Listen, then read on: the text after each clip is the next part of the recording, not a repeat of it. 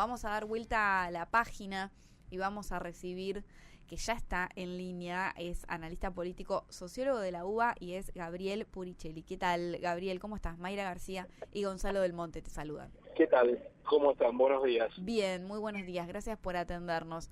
Veníamos comentando toda la semana que Javier Milei tiene como varios frentes abiertos en estos últimos días, estas últimas semanas, el Cryptogate, ahora pasó lo de la Corte Suprema. ¿Cómo lo ves vos al gobierno? ¿Busca otro tema como para salir del anterior o son cosas que ya tenía planeadas y elige ir a fondo? La lógica del gobierno es la lógica del caos, por lo cual hay que dejar de sorprenderse porque tengan iniciativas como lanzadas con una ametralladora, porque es la naturaleza misma del gobierno. No es una cuestión meramente de estrategia y yo diría que los análisis deberían ir dejando de lado esta cosa de maravillarse frente a cada cosa que hace el gobierno, porque también es una forma de fortalecerlo, ¿no? Es una manera de salir del análisis y proveer a un apuntalamiento de un gobierno cuyas iniciativas serían todas geniales, porque sirven al propósito de distraernos de otra cosa.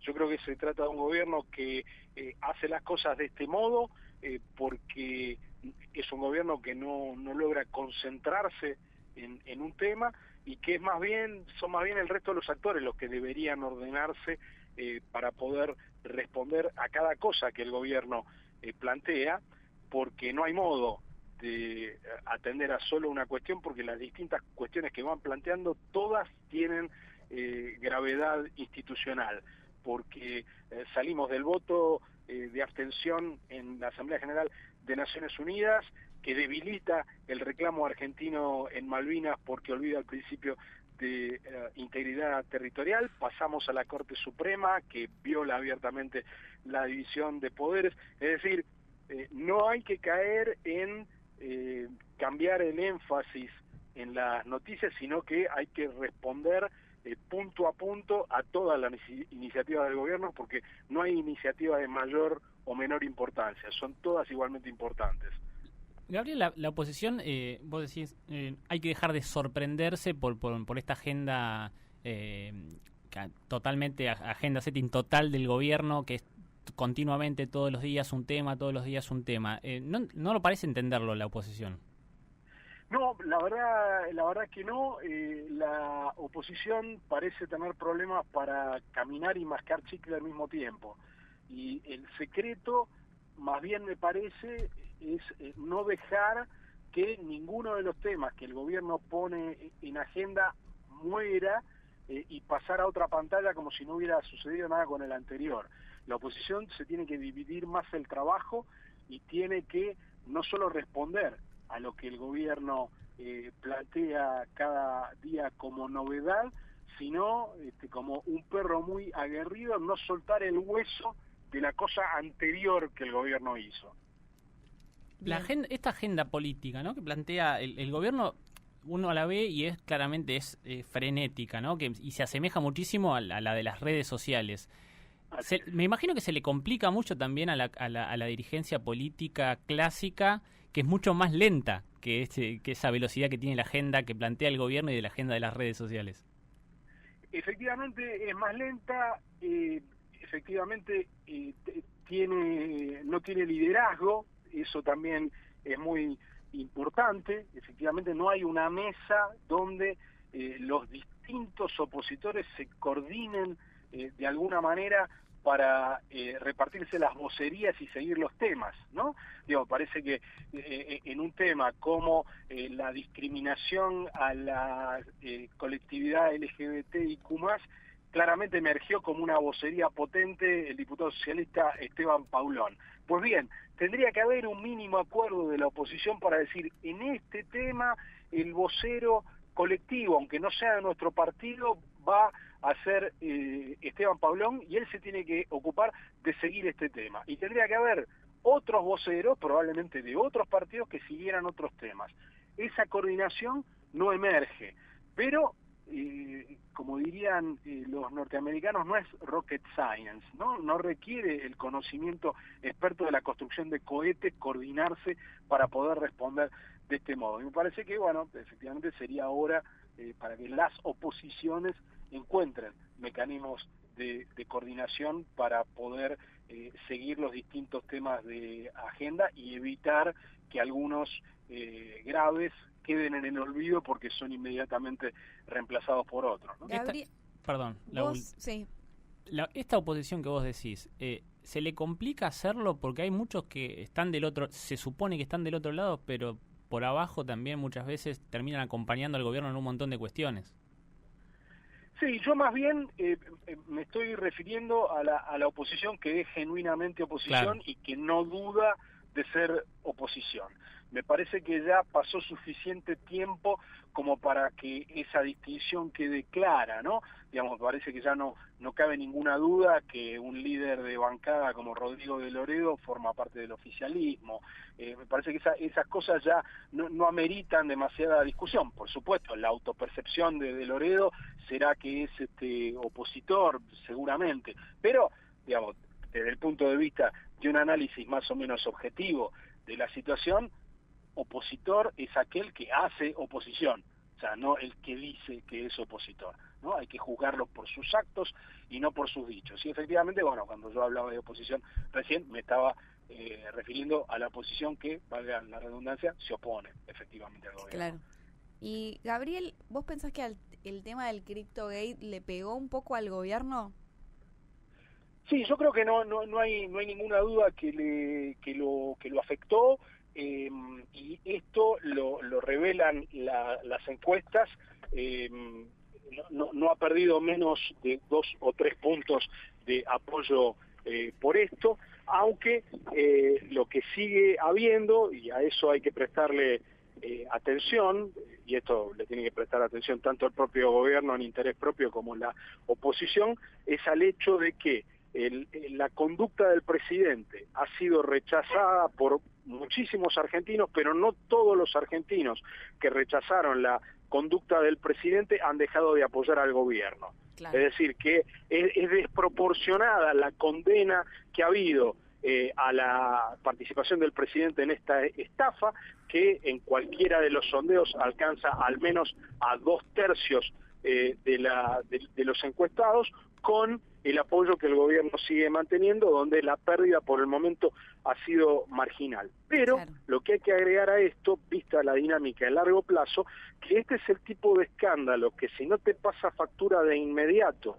porque hay otras variables políticas y económicas que tenés bajo control, es de las cuestiones que van a reemerger y te van a hacer un daño tal vez definitivo cuando esas variables que tenías bajo control se te hayan descontrolado. Es decir que es una herida que tal vez sea de menor cuantía, pero que no va a suturar y que implica un riesgo altísimo de reabrirse en un momento que otra variable se le pueda llegar a descontrolar. Y esta es una dinámica que la hemos visto mucho en crisis argentinas, como por ejemplo la del fin del gobierno de la Rúa, donde uno puede decir que el escándalo de la Banelco en el Senado lo afectó marginalmente al principio, pero fue algo que hizo que la oposición al momento final del gobierno de la Rúa fuera tan masiva y tan brutal como fue, ¿no? Y eso fue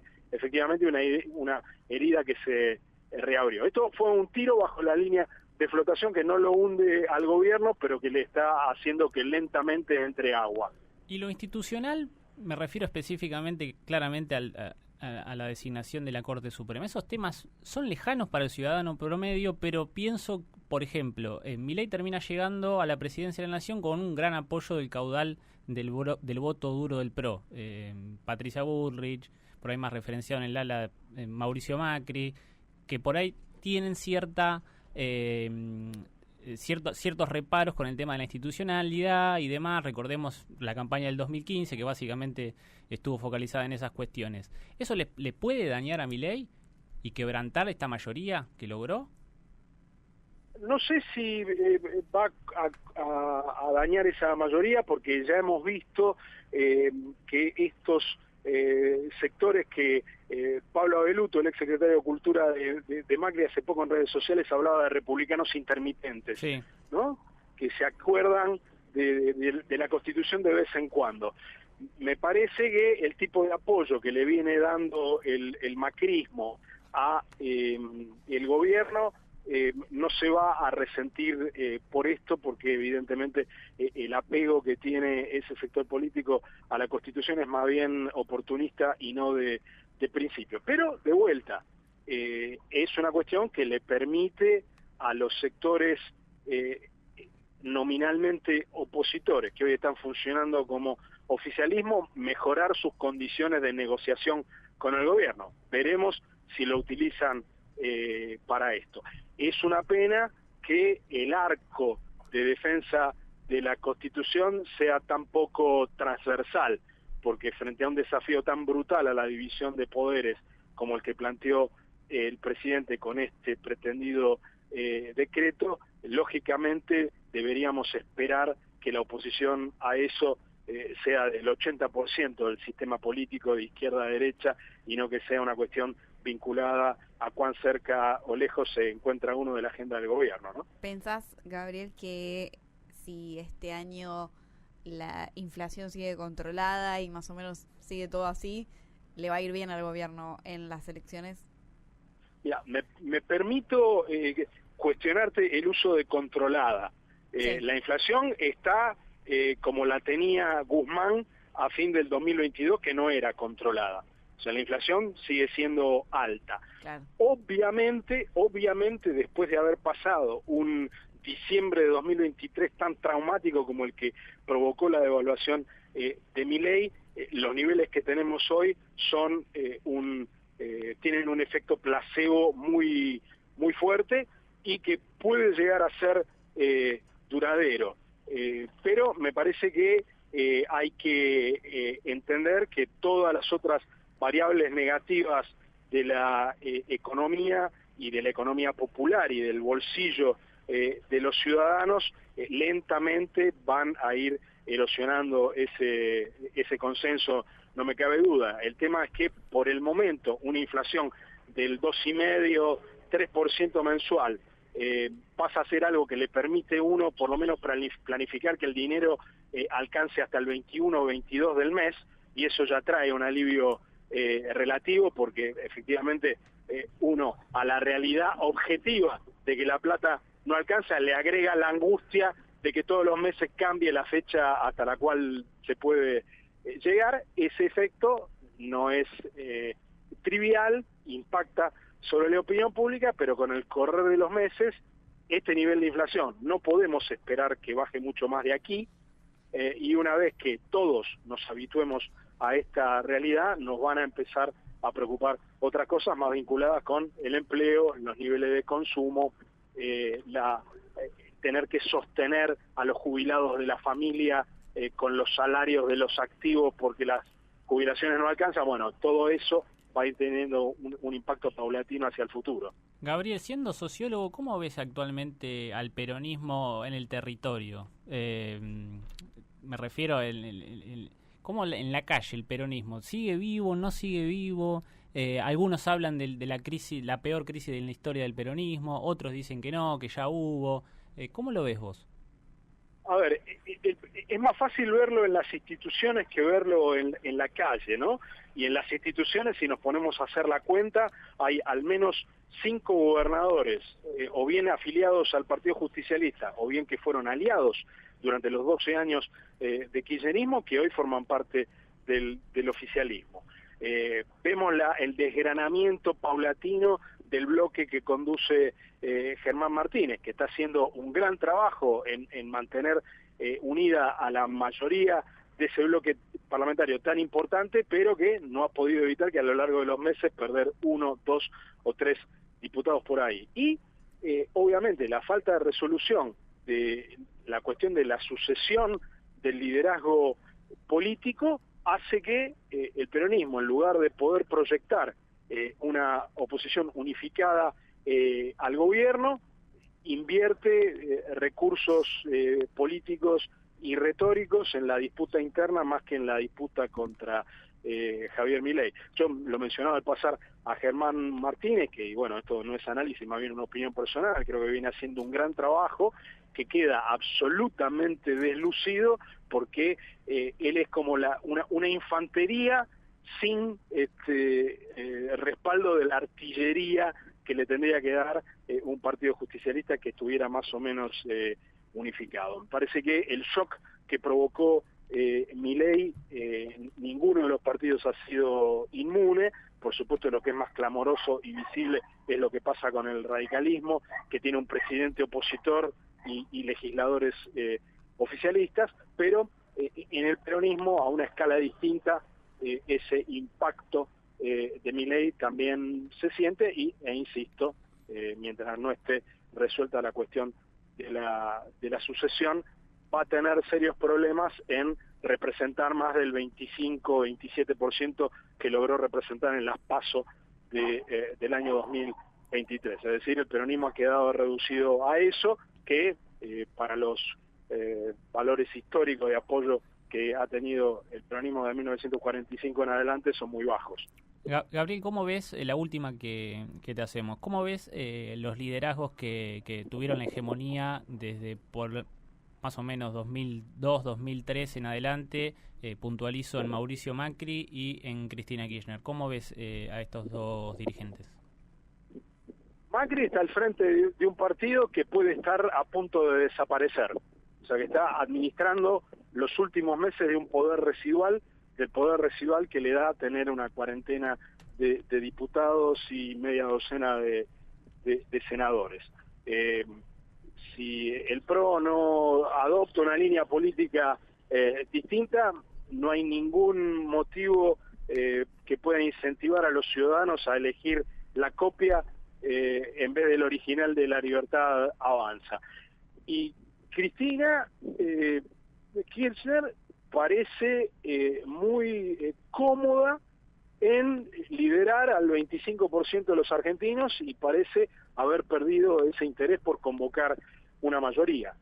Hoy el campo opositor, que claramente es, y lo cantan todas las encuestas, la mitad de la ciudadanía, porque se habla mucho de la mitad que apoya al gobierno y muchos dicen que, bueno, vista la política económica, ¿cómo puede ser que la mitad lo apoye? Pero prácticamente nadie habla de la mitad que está en contra, que aparece en todas las encuestas y que además en las encuestas está mucho más en contra de lo que está a favor, la mitad que está a favor. Y eso hoy no puede ser convocado por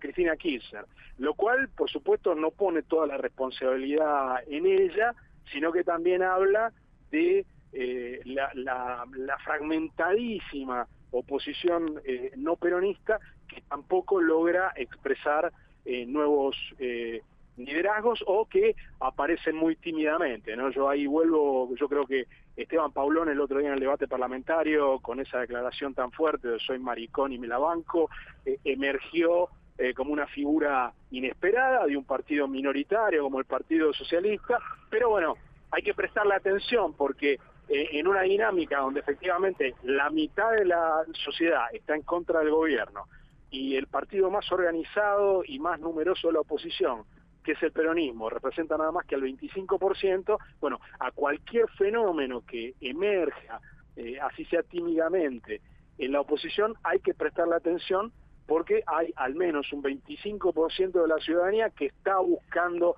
referencia, que si el peronismo no resuelve su cuestión de sucesión, por ahí la busque en otros partidos, y por eso me parece que es muy importante prestarle atención a lo que se pueda mover, así sean inicialmente olas muy pequeñas en el mar, en el campo de la oposición. Bien, Gabriel, muy claro y te agradecemos mucho por la comunicación. No, gracias a usted por el llamado. Estábamos hablando con Gabriel Puricelli, analista político y sociólogo de la UBA.